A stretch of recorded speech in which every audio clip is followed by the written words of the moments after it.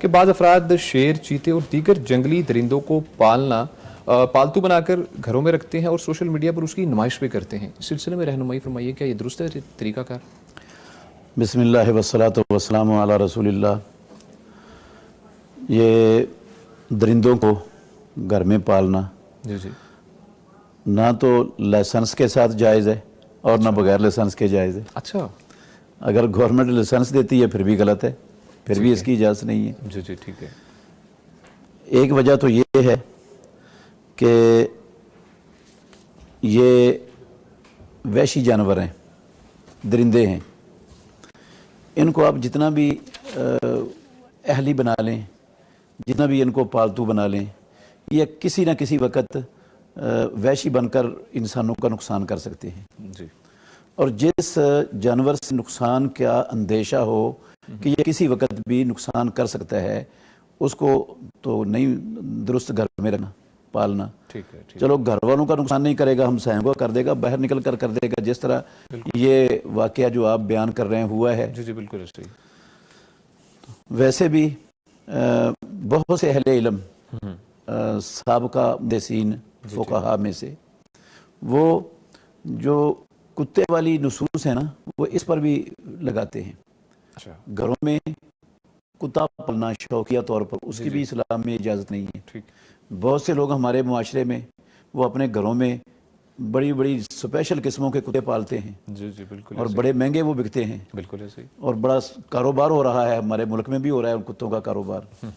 تو رسول مکرم صلی اللہ علیہ وسلم نے فرمایا، صحیح بخاری شریف کی حدیث ہے، جس نے کتا پالا گھر میں شوقیہ، وہ مویشیوں کے لیے نہیں ہے، فصل کے لیے نہیں ہے، صرف شوق سے پالا ہے، روزانہ اس کی نیکیوں میں سے 2 قیرات نیکیاں کم ہو جائیں گی. اللہ اکبر. اور صحیح حدیث میں موجود ہے 1 قیرات احد پہاڑ جتنا بڑا ہوتا ہے. انا للہ و انا. تو احد پہاڑ جن لوگوں نے دیکھا ہے، میرے خیال میں ان کو بھی اندازہ نہیں ہے کتنا بڑا ہے. کم از کم 10.5 کلومیٹر لمبائی ہے احد پہاڑ کی. اللہ. اونچا بھی ہے، چوڑا بھی ہے. اب اتنے نیکیوں کے 2 ڈھیر روزانہ اس بندے کے نامہ اعمال سے ختم ہوتے جا رہے ہیں جس نے گھر میں کتا پالا ہوا ہے. اللہ اکبر. تو اللہ کی رحمت کا فرشتہ بھی نہیں آتا وہاں پر. بے شک. انا للہ. رسول اللہ صلی اللہ علیہ وسلم کا گھر تھا. صلی اللہ علیہ وسلم. جبریل امین نے آپ کے ساتھ آنے کا وعدہ کیا تو وعدے پر پہنچے ہی نہیں. اچھا. رسول اللہ صلی اللہ علیہ وسلم پریشان ہوئے کہ جبریل امین وہ تو وعدے کی خلاف ورزی کرتے ہی نہیں، مسئلہ کیا ہے؟ جی. تو باہر نماز کے لیے گیا تو ملاقات ہوئی جبریل سے. کہا جبریل آئے نہیں.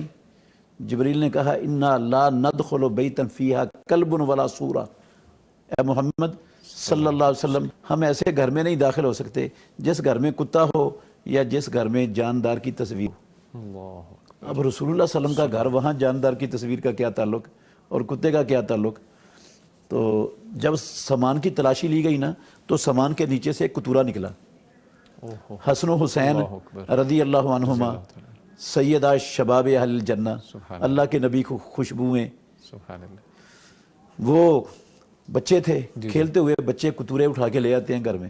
اللہ کے نبی کو پتہ ہی نہیں تھا وہ سامان کے نیچے چھپا ہوتا. جبریل رسول اللہ صلی اللہ علیہ وسلم کے گھر میں نہیں آئے. ہو امام الانبیاء کا گھر، خاتم النبیین کا، وہاں کتا ہو، وہاں رحمت کا فرشتہ نہیں آتا. تو ہمارے گھروں کی حیثیت کیا ہے، چیز کیا ہے ہم رسول اللہ صلی اللہ علیہ وسلم کے مقابلے میں؟ بے شک ایسے ہی. تو بہت سے علماء نے، محدثین نے، فقہاء نے اس کو کتا قرار دیا ہے.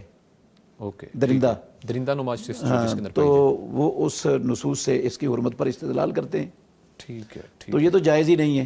جی بالکل ٹھیک ہے. بالکل. اور پھر جو اس کو خوراک ڈالیں گے روزانہ، ہاں بالکل، اس کا فائدہ کیا ہے؟